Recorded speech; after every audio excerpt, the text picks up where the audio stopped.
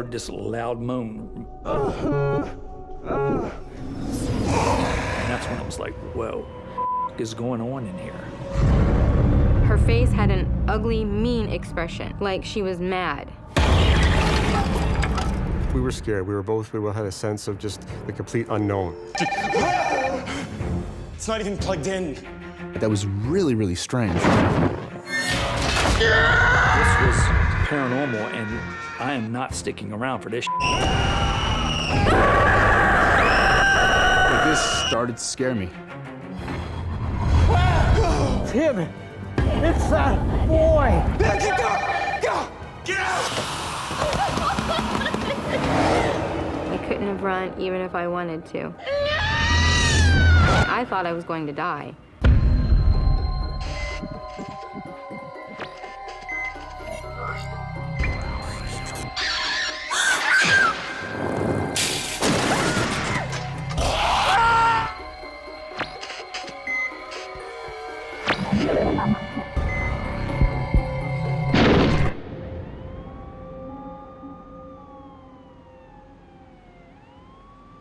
It's 2006 in the Greater Toronto area.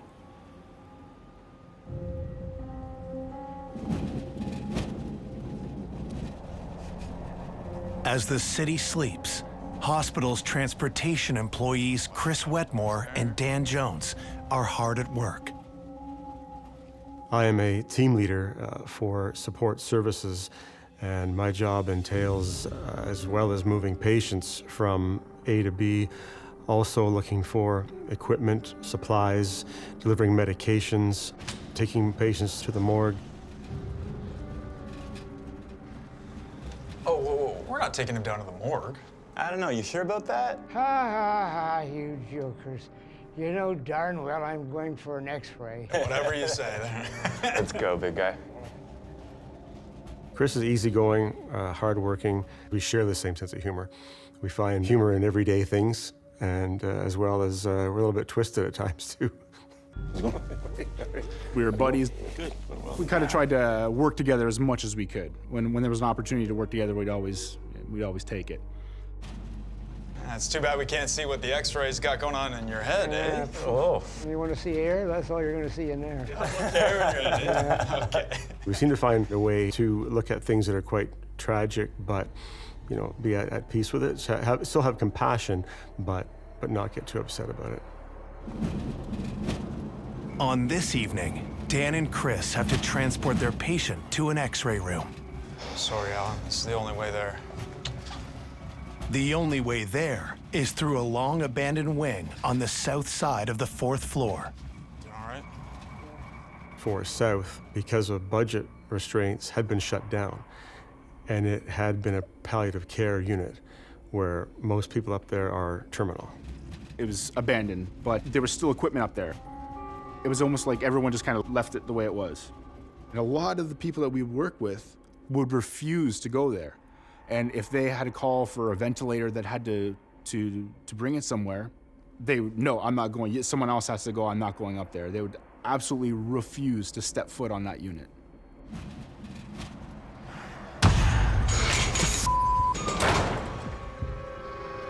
What the hell was that? A draft, maybe? Draft from where?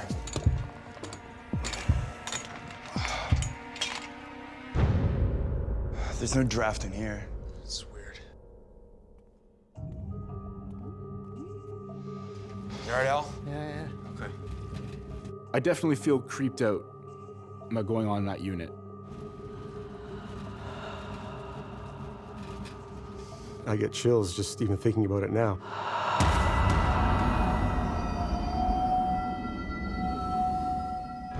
After the patient's X-ray, Dan and Chris transport him back to his room.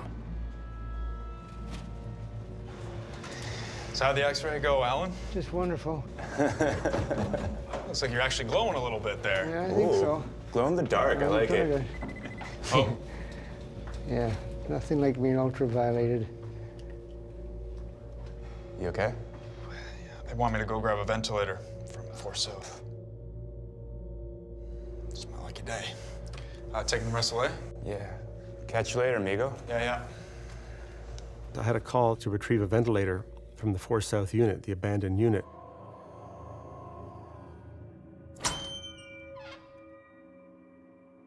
And as I entered the door in these dimly lit hallways, as I began to walk down the hallway, I just get this really uneasy feeling. As I move through the hall, this feeling just gets more intense, and the chills keep coming. And I'm thinking, I just gotta get out of here. I gotta get this vent, and I gotta get out of here. I just heard, like, something was moving.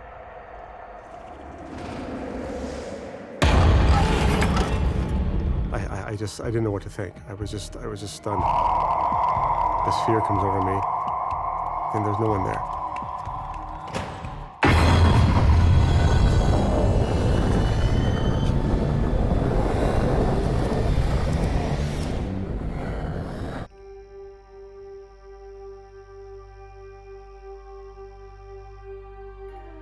Leave your water there for you, Alan. Ah, thanks, Chris. I was bringing a patient back from his appointment, and hey, Mr. So-and-so, how you doing? He's, oh, I'm tired. I'll be back at 4 for your radiology. Oh, good old 4, okay. Looking forward to it. All right.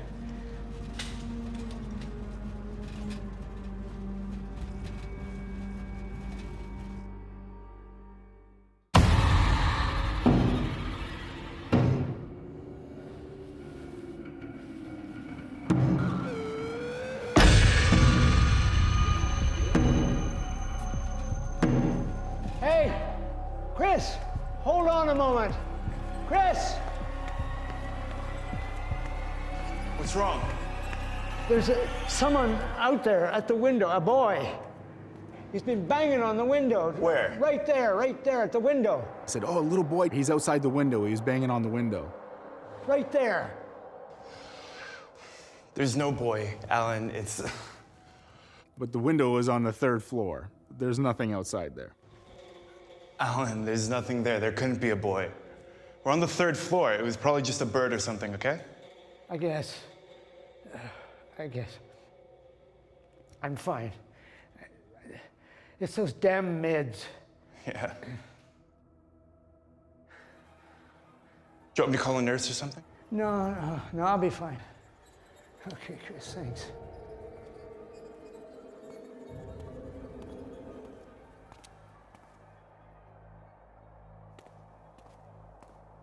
I kind of shrug it off, as I tend to do.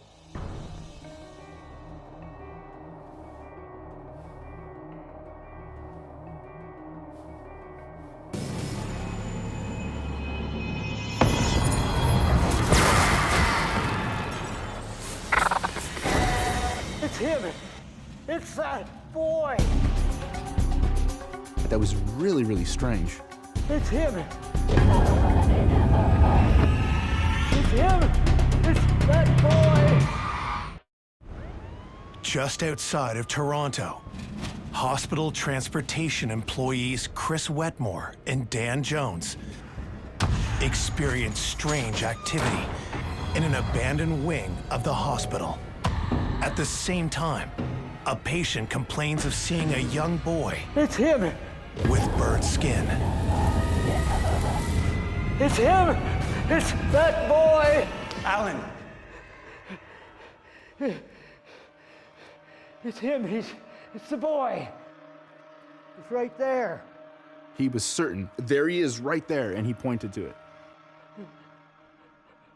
But there was nobody there. Now Chris is worried that something both he and Dan have been told about the hospital's history. Prior to the hospital being built, there was a farm there with a farmhouse. That farmhouse had burnt down. A little boy, a man, and his wife were killed in the fire. And is that right underneath where this Right where the polygon- building is now standing. And many staff in the hospital believe that this little boy comes back to visit their parents. When paranormal investigators look at the reason behind a haunting, it's easy to forget that what may appear to be a fairly modern facility was built on something far older. We look at the history of the site itself, And in this particular case, the law states that a family was burned to death in a house fire on the site that the hospital was built upon.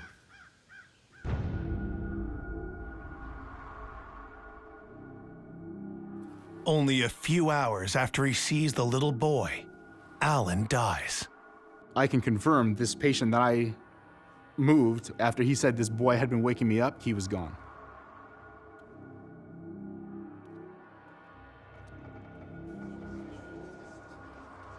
I don't usually get spooked. I could go down to the morgue by myself at 3 o'clock in the morning, be surrounded by dead bodies and not think of anything.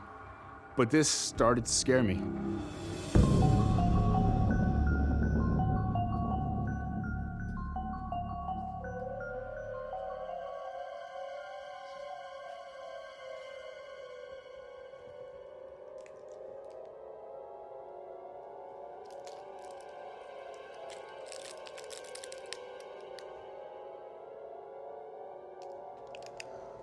Gotta tell you what happened to Alan. What happened? When we talk to some of the nurses about these patients that have seen this little boy, as soon as they mention him, usually within a few days, they pass away, which is very odd. It's just like those nurses constantly say about the boy. And like, Alan wouldn't make that up. Alan was fine. His x-rays were fine. His tests were fine. There are a lot of accounts from this particular hospital of the spirit of a young boy running around, particularly those patients who are about to die. He might be perceived by some as a collector spirit, a harbinger of death. It's tough to say whether this is a helpful spirit or a harmful one. A lot of the patients describe this boy's behavior as kind of harassment, that they wanted some rest, they wanted some quiet at the end of their lives, and this young man wouldn't leave them alone. Is this a case of boys will be boys? Or is there something else going on?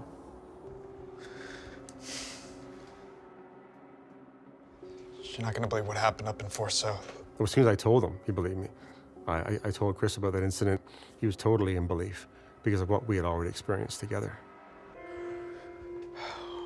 It's just this place, man. It's just, there's something off.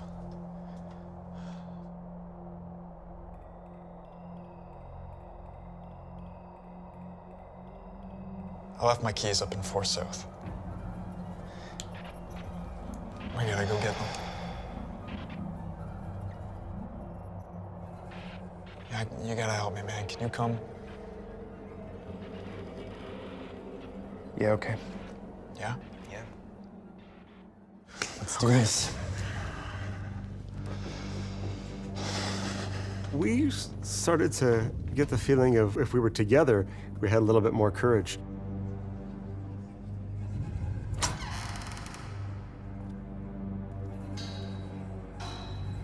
We started walking together to the unit, kind of looking at each other, looking around. Always anticipating something could happen at any time.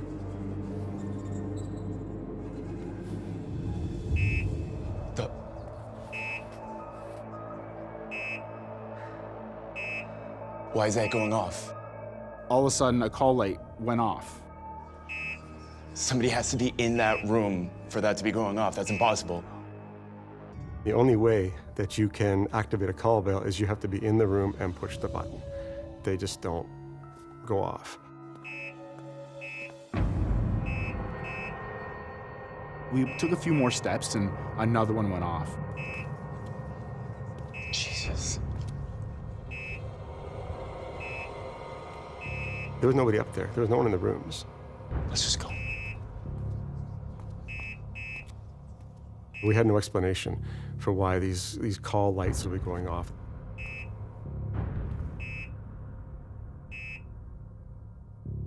We were scared. We both had a sense of just the complete unknown.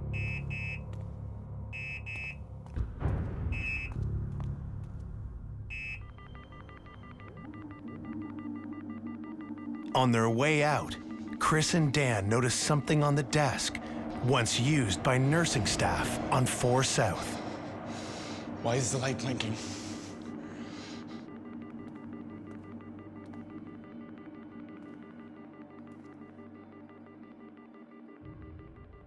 It's not even plugged in.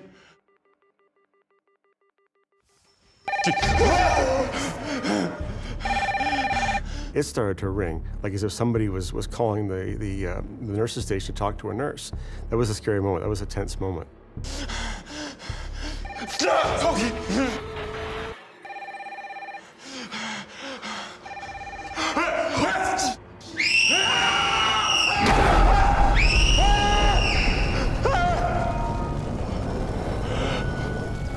What the hell? In your mind, you're instantly trying to figure out what this is. You're trying to have some logic. You're trying to have an answer as to what this could have been. So your mind is racing.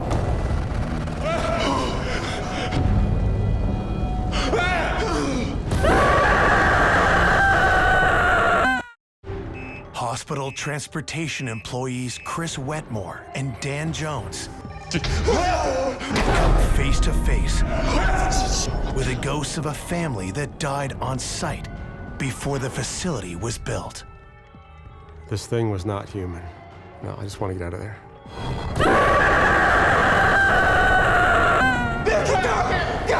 Get out! Get out!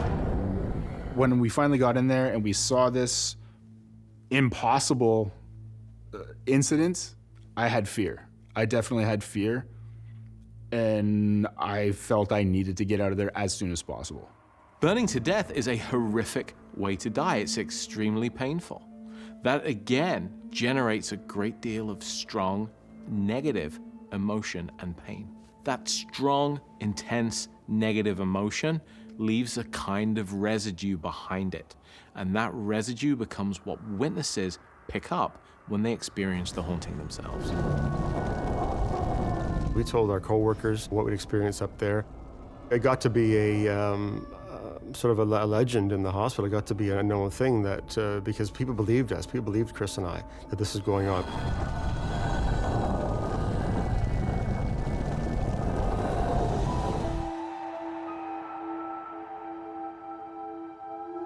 Soon after, the 4 South unit undergoes extensive renovations. That unit, after it had been used for a long time, they started gutting it. They ripped everything out. They tore down the walls. But the work is interrupted by mysterious, unexplained events. We were hearing stories of workers refusing to come back to work on that unit because their tools were moving. Ladders were falling over. Things where they were just having strange incidents. The sense I got was they weren't at rest. They didn't like the way that they had passed away. They weren't ready to go. And I think they were there just to remind us we're still here. And we're not going anywhere. Dan and Chris see 2 different apparitions in the hallways of the building. One of them is this smoky, amorphous blob. The other appears to be the family that burned to death in the house fire that preceded the construction of this facility. It could be this is the same spirit entity. It could be the figure of a young boy, as so many patients have seen, is also manifesting in both ways. Could it in fact be the entire family manifesting as that one blob? This young boy died before he had the chance to become a man. He's never going to fall in love. He's never going to have children of his own. He's never going to have grandchildren of his own. All of that wasted potential, all of those lost years, what must that feel like to him? Is he even aware of it? And if he is he resentful? Is he angry? And is he taking that anger out on the living? I didn't believe in ghosts. I was a big skeptic. I'm more of a believer now. I was a bit of a skeptic, and Chris was more of a skeptic than I was. But there was no doubt about what we saw and what we experienced. That wasn't like, well, was that or wasn't it? No, that's what happened. That's what we saw. Things definitely happened, that's for sure.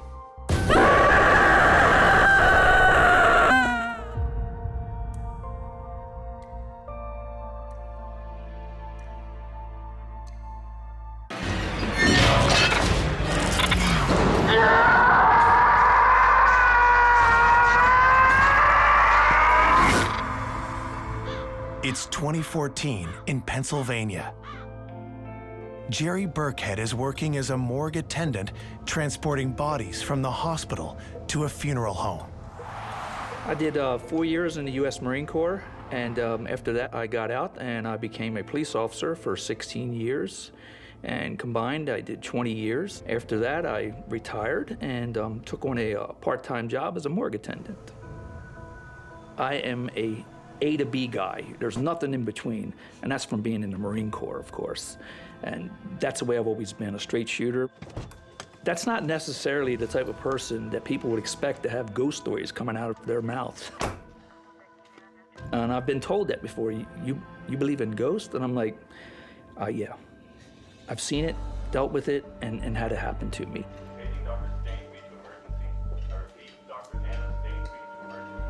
Jerry arrives at a hospital on a hot day in August for his next transportation assignment. It's tragic. He was young.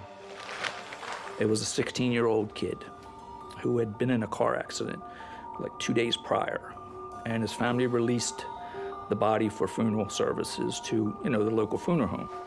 1, 2, 3. The car had flipped over, and he broke his neck. He wasn't wearing a seatbelt. He was white, pale, eyes are half open, and you can see where the blood settled. Kind of bothers you a little bit. Kind of gives you the creepy feeling is I'm gonna be here one day. He was young. I hope it's fast. That's the way I always say it to myself, is I hope it's fast. So you don't feel any pain or anything, and you wonder if you felt any pain, It kind of bothers you a little bit, but then you have a job to do. So you just do your job and keep moving.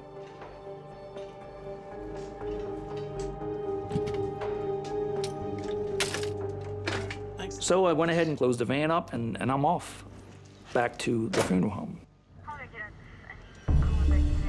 It's like 5:30, 5:45 at night, somewhere around there.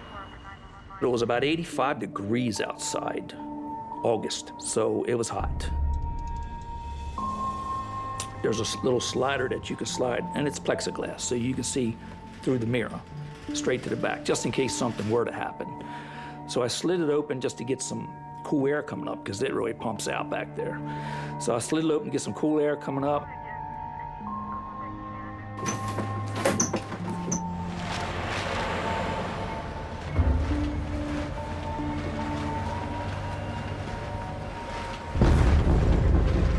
Say to myself, no, I didn't see that bag move. He's been dead for 2 days.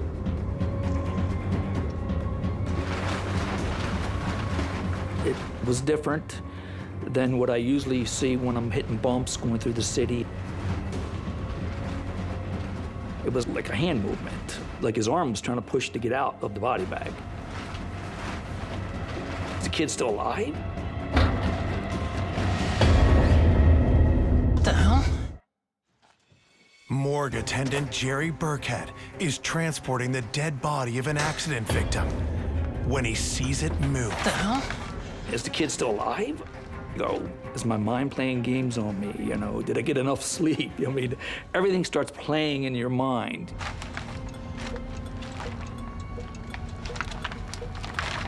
I'm used to the bumps and going through the city, and the body's moving around and everything's moving in the van. And I'm like, wow, I must have hit a big bump, because that was just weird. And there was no more movement, so I guess maybe reality came back. There's no way he's moving. He's been dead for 2 days. When I pull up to the funeral home, I sat there for a minute just to try to get my composure back. To me, it was a kind of a frightening experience at first. And then when the rationale hit that, I just saw him dead, so there's no way. Corpses actually typically move around on their own, which is a really scary thing to perceive, but it can really set somebody into a negative state of mind. It's frightening to watch gases and things like that move a body around. Even though this is something that's completely natural, it is very frightening to witness. Jeff, he was my assistant at the funeral home, so he'll help me, unload the body. Hey, you okay, Jerry? I mean, you're looking a little pale. Yeah, no, I'm good. It's just really hot out there. Yeah. Grab the, Okay.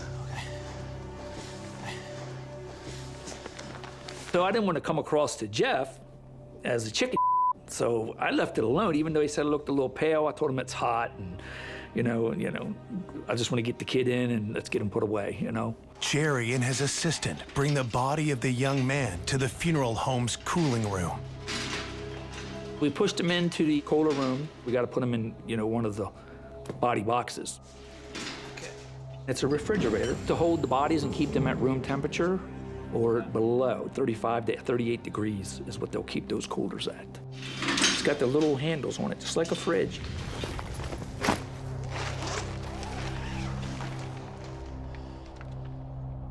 Jesus. Yeah. Okay? Yeah. On the count of 3? Yeah. 1, 2, 3. And one more. Yeah. Just be outside, Jerry. You pull them like this, and it unlatches, and you open it, and when you shut it, you push it. So it latches. The body boxes, there's no way for the latches to come open unless you walk up and physically pull them open on your own. The 16-year-old victim is the last body he will transport for the day. Jerry begins his other duties at the funeral home. There's 2 viewings in each room upstairs. 2 different families, of course. And I've got to set up the casket holders, bring in the, you know, flowers that aren't live, things like that. Keep an eye out, buddy. Jeff was, you know, preparing to leave for tonight. Bodies start waking up about 9. Very funny. Maybe I'll have a nap. It's a good idea, buddy. It's a good idea.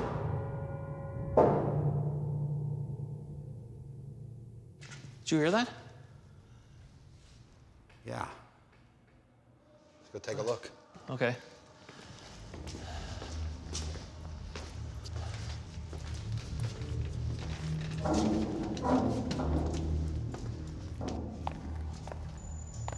They follow the strange sounds back to the basement, in the cooler room.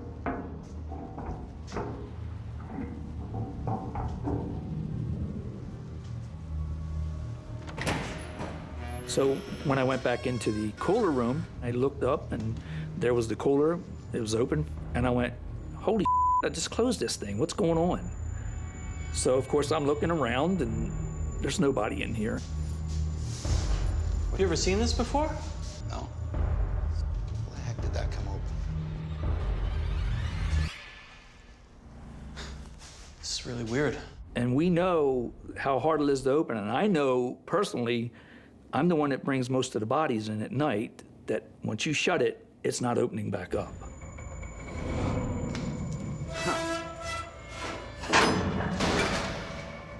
I'll call the boss in the morning and tell him to check these boxes out. Look, I'm going home. Okay.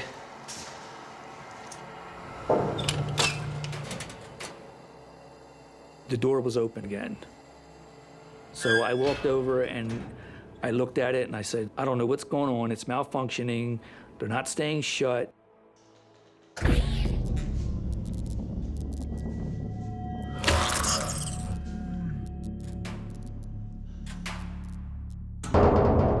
The thing that hit me the most was I said, what the is going on in here?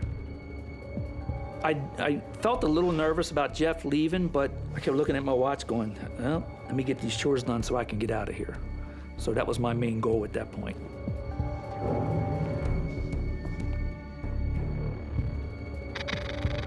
Jerry nervously continues with his duties.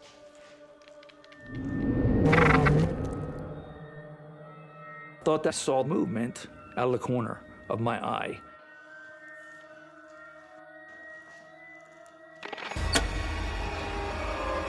Cooler room light came on. These lights are motion censored, and there was no way I'm close enough to turn it on.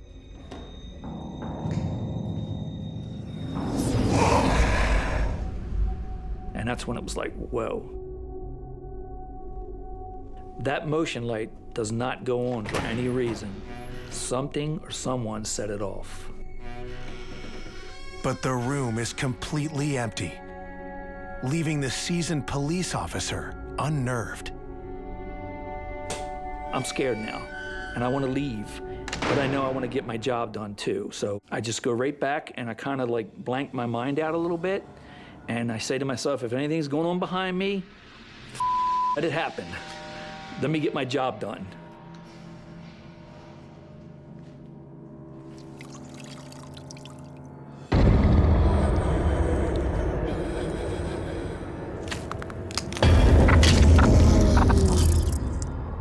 Morgues and funeral homes are typically very active with lots of different types of activity, often because you've got people coming in and out of there all the time that are in extreme emotional distress. You've got a lot of trauma, you've got a lot of focus into things that are upsetting, and so when you get that all piled in together, whenever you get a focus of human emotion, oftentimes paranormal activity will just follow with it.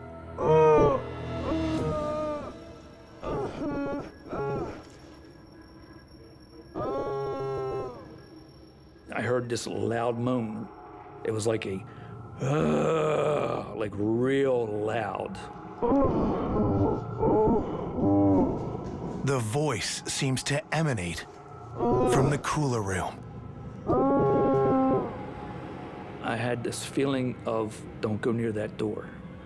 But that I'm not afraid thing kicks in.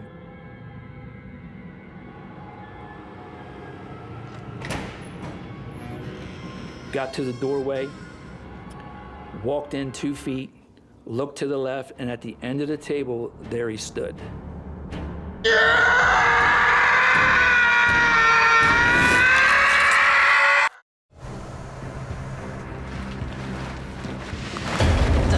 After a series of events he can't explain, morgue attendant Jerry Burkhead witnesses something beyond comprehension.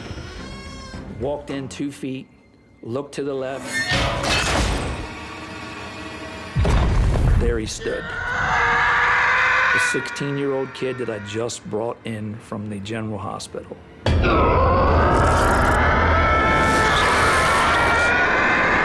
Pale white, eyes hollowed out and black. His mouth was hanging down and it was black.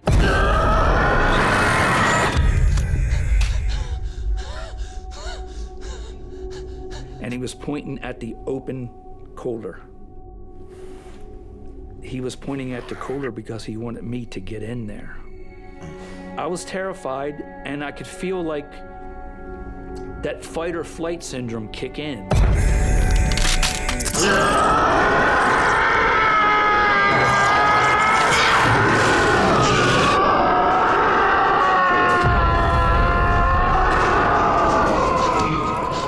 It was flight because this was paranormal, and I am not sticking around for this.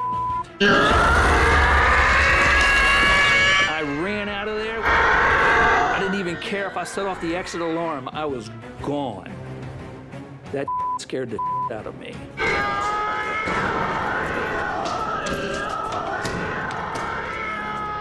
I honestly feel to this day that that's why he was pointing at that cooler, was he wanted me in that cooler.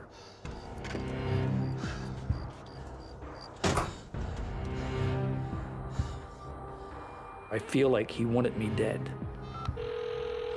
I called the funeral director. I got his message machine. It's Jerry Burkhead. Due to personal reasons, I won't be coming back in.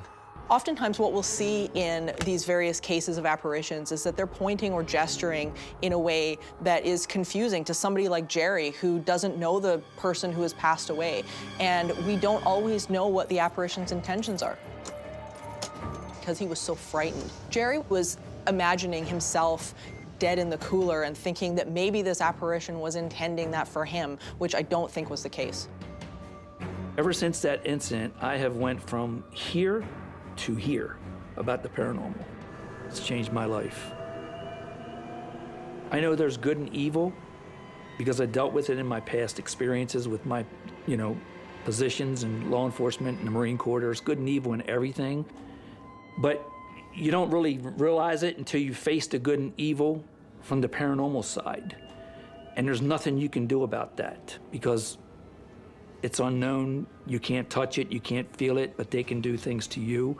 And that's what scares you the most about the paranormal side. I was skeptic once, but I'm not skeptic anymore, and you can believe me or not, but this is real.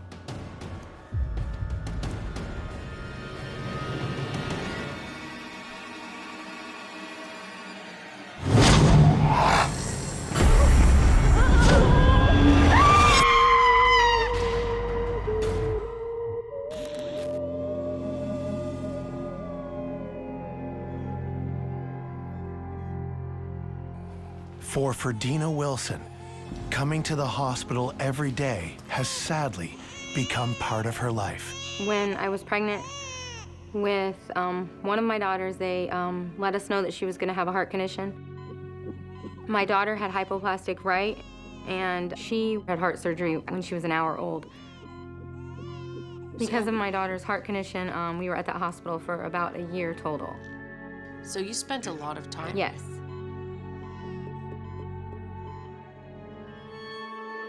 This old hospital was established under the same Catholic principles in which Ferdina was raised. I went to Catholic school, and we went to church every Sunday, but now I do not pray very often. During her time here, Ferdina has come to know the medical staff very well. So one day I was coming out of the elevator. I was walking towards where my daughter was.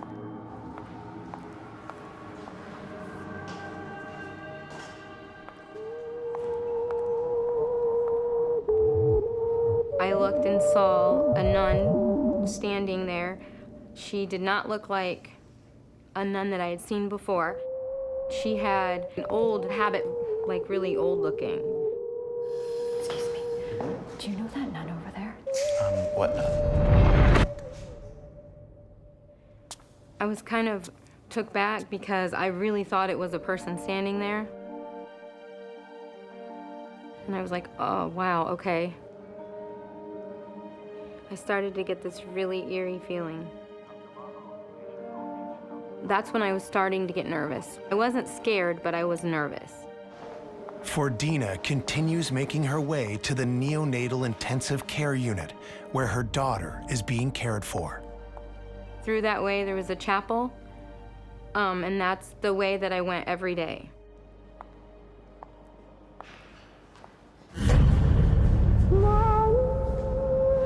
I looked, and there was a nun pointing in the direction of the chapel. It was strange. She definitely looked like she was from another time. I don't know what she was trying to tell me. I don't know what she wanted. She didn't look like she was completely there. I didn't think she was human at all. I was kind of like shook up by it. So I didn't tell anyone about that incident.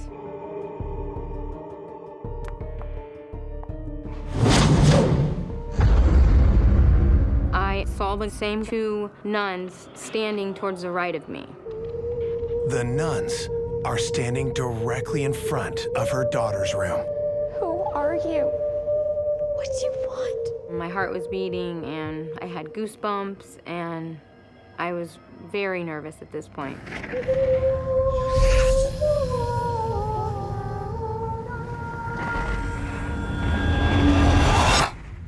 They looked up at me and then just went through the door, both of them. You mean through, what do you mean through the door? Like they disappeared while I'm looking at them. Ferdina's immediate concern is her daughter's safety, but she finds her unharmed.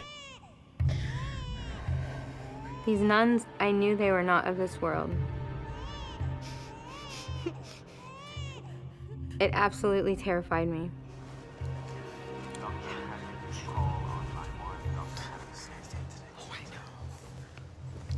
Excuse me. Am I going crazy, or is it just me? Or do you ever see things like ghosts? And I said, have you guys had any ghost experiences here? Things like that happen. It's a hospital. And they gave me the response that it's a hospital and that things like that will happen. But I didn't give them an explanation what I saw, because I didn't want them to think that I had, you know, gone crazy or lost my mind being in the hospital so long. And I'm walking out, and I have like a really bad feeling that something's gonna happen.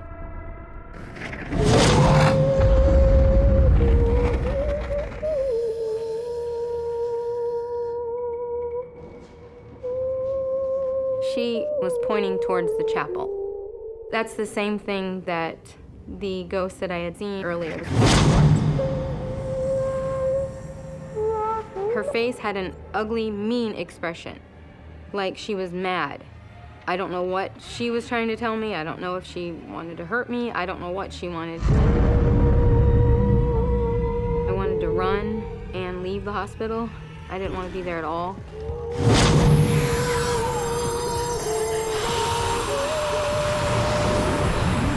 At that moment, she came at me as fast as she could. I thought I was going to die. While visiting her sick daughter in a century-old hospital, Fordina Wilson is terrorized by what she believes are the ghosts of two nuns, both who seem intent on getting her inside the chapel. It absolutely terrified me. I wanted to run and leave the hospital. I didn't want to be there at all. They were not walking, flying in the air towards me, straight for me.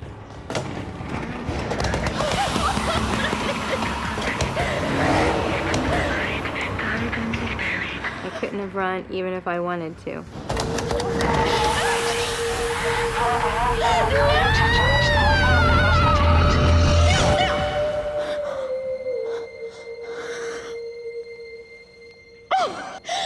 They went completely through me, and then they were gone. It was over with.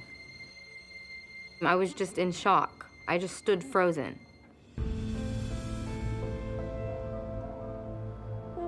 Help me. I thought maybe they wanted me to pray. Maybe because my daughter was in there, that I should go in there and pray. A spirit might be asking that one, pray. You're sending out an immediate signal for help, for assistance, for grace and protection. That signal is bounced back and fills yourself with grace. It creates a barrier which bad entities can't cross.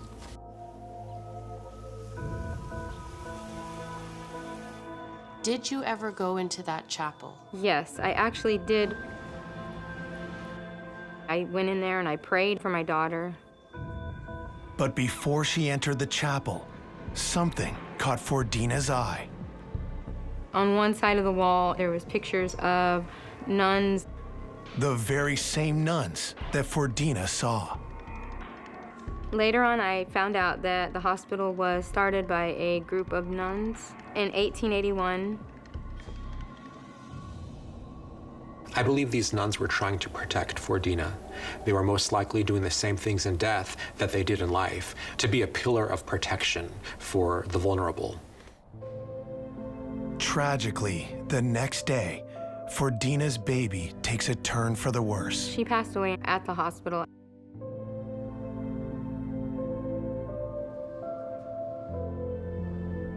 While Fordina's loss is deep, it's tempered by a renewed faith.